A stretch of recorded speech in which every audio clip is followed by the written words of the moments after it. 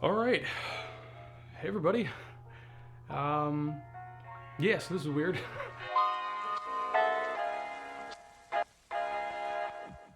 All right. Hi, everybody. This is different than normal.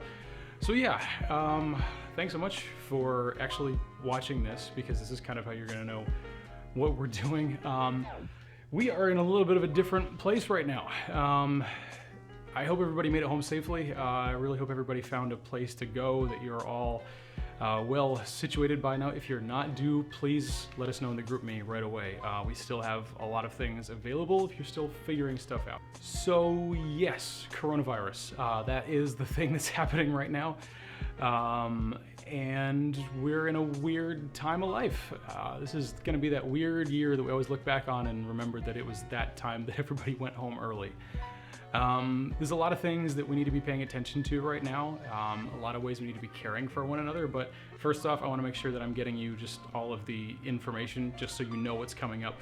And we'll get to anything else that needs to be said later. So with that said, here's announcements or just updates, I guess. So we're going to be continuing a lot of the things we have been doing for a while, and it's going to be sort of like doing business as usual, just most of it's going to be online, which honestly, there's some cool things about this. There's some neat things we're going to get to try out. We're going to continue community. Community is not going anywhere. The things that you've loved about doing InterVarsity will, for the most part, continue. There's going to be a lot of Zoom video calls and things like that. But anyway, so getting to the details. We are going to have a live stream for our large group. We're going to be using Twitch is the plan at this point. We might potentially also stream to YouTube at the same time, but most likely we're landing on Twitch. It seems to be the best platform for giving us really good interaction with one another, for us to be able to sort of broadcast and have some good options for how we do things, as well as letting everyone sort of chat and talk and have some good social aspects to it. So that is going to be Thursday nights at 8 p.m. still. So we're going to be keeping that roughly the same as it has been in the past. It'll be shorter, but Thursday nights, 8 p.m. It's going to be a link in the description for the video for the Twitch channel. So Thursday nights, 8 p.m. for that. For small groups, so we've been talking about this for a little while, the ways that small groups were going to change, and we're finally doing that. So what will be happening is that for sake of doing community better here, where we are right now, we are going to be changing things up, so you're going to have your small group, and that is going to be your small group. So whoever you are, you are going to have a small group leader get in touch with you. So there will be about 5-6 people per small group, and a small group leader will be getting in touch with you. And this is going to be a really good way for us to continue small community, where you're not just showing up to a large group and the only thing you are is a chat and a live stream, but you're actually going to have a small group Zoom call. I'll be setting these up. Actually, the really good thing that our area team did for us, that my area team, fellow people on staff and such, did for us is let me get a pro level Zoom account. So now we have unlimited Zoom calls, unlimited people, unlimited time. So I'll be setting those up for each of your small group leaders so that you can get together regularly, have good community, pray for one another, share, do the checking in, all those good things that we do at small groups.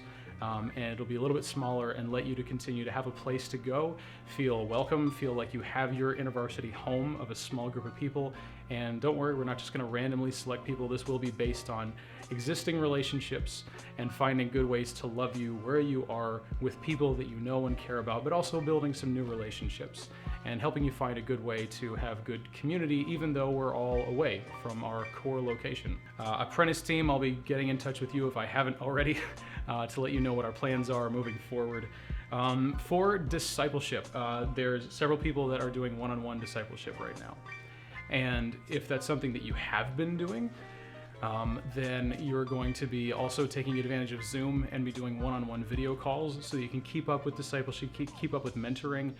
If you are not currently in a one-on-one relationship with somebody doing discipleship and mentoring, get in touch with me and I will help to pair you up with someone, because especially at a time like this, it's a really good time to have somebody that you can just talk to, help you work through your life with Jesus, work through any difficulties or struggles you may be having, but The main purpose of discipleship really is to have a really personal way of helping you to grow individually with someone who can just really know you well, somebody you can share a lot with that you wouldn't normally share in a group setting, and help you grow your life closer to Jesus, answer questions you may have, and such. So, as usual, I am still here to answer questions and things you may have had. I'm still just as available as before, just as easy to get in touch with as before. We just won't be getting coffee. We'll be doing either a Zoom call or a phone call.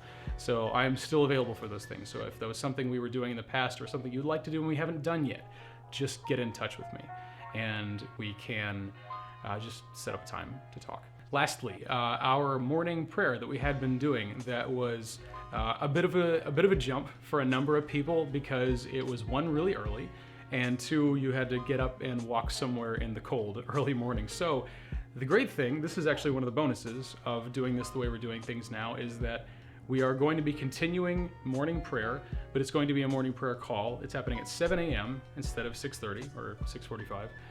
So 7 a.m. is going to be the morning prayer. It's going to be a Zoom call. That link will also be in the description, but it'll be sent out on all the various GroupMes. So it's actually going to be easier for people to get involved in daily morning prayer now. And that is something that, again, because of the social distancing, not just because we're all away from campus, but also because this buzzword social distancing that's getting thrown around so much. Because of that, because you're not only away from just InterVarsity as a group, away from campus, but away from a lot of people right now, having something like a daily place to come and pray is just really good and really important, a good place to be strengthened. So take advantage of that. I really strongly encourage you, if you've never tried it before, come and take advantage of that. And that is just going to be a good place for regular, intentional community. If you just simply roll out of bed, pull up your phone, and we see you on your pillow, you know what, whatever, you're here. And so we'll be happy to have you at 7 a.m. For morning prayer. So that said, one more thing that I did want to bring up before we go is just this idea of social distancing that is getting thrown around a lot in just news and social posts and things. I would like to challenge all of you to, for a while, look at that differently than a lot of people are saying it. There's definitely a lot of sadness around the fact that there's social distancing and that we're stepping away and we're not being connected to people and we're not being engaged. However, I would strongly encourage you right now to look at social distancing really as a form of ministry, as a way of loving one another. With the amount of people that are not only coming down with coronavirus right now, or COVID-19 or whatever you prefer to call it, it is something that for some people is a really, really life-threatening condition. And one of the ways we can love people well, even if you might be in a really strong, healthy place where you might not really be at risk, even if you did contract it, a way that we can love people and help cease the spread from happening as much is by not going out, by not going in public, by not going in places, by just really staying away from people as much as we can for a while. Jess and me and Ronan, we're all staying home for the next at least 2 weeks. And it's not because we're living in fear of this thing, but it's just because we are wanting to love the people around us, not take any chance of carrying it to someone or spreading this thing farther. So with that being said, I know that there's a lot of fear. I know that there's a lot of talk. You could be in one of most likely 3 places where you are either somebody who really doesn't care about this thing, thinks it's ridiculous and overblown. Focus. Thank you. Sorry about that. You could be somebody who finds this thing, it's the hand. It's the hand? Is it the hand? I don't know what it is. Anyway, you could be somebody who finds this thing very overblown, very overstated, that it's really not that big of a deal. I don't know why everybody's freaking out. You may be somebody on the total opposite end who thinks that there is something to be seriously worried about here. You actually are experiencing real fear around this. And I want both of those sides to acknowledge that the other one exists. That's actually very important. As we are looking to love people well in the midst of this, understand that there are people that feel very differently than you do, and to love them well is not to try to discredit or discount them or shut them down in their arguments, because it doesn't accomplish almost anything unless you're somebody who just wants to go out in public and run around and get people sick, in which case, stop. Third position is kind of in the middle, where you're being careful and you're not holding a lot of fear. I would encourage you to find the middle. balance and middle ground in places like this is usually a good place to be, where we are caring for one another, we're being careful, but at the same time we don't live in fear. Our God is not a God of fear. He's a God that is in control, a God that is comforting and loving, that hears us in our places of stress, our places of discomfort, our places of weakness, and he loves us really well there. So take heart. Read Psalm 116, read Psalm 1, read a lot of the Psalms, Psalm 23, a bunch of them. They're very good for times like this, when we need to feel peace and comfort and rest. Our God is a God of rest, and we can rest and trust in him, but we are still called to be loving and careful and to love our neighbor as well.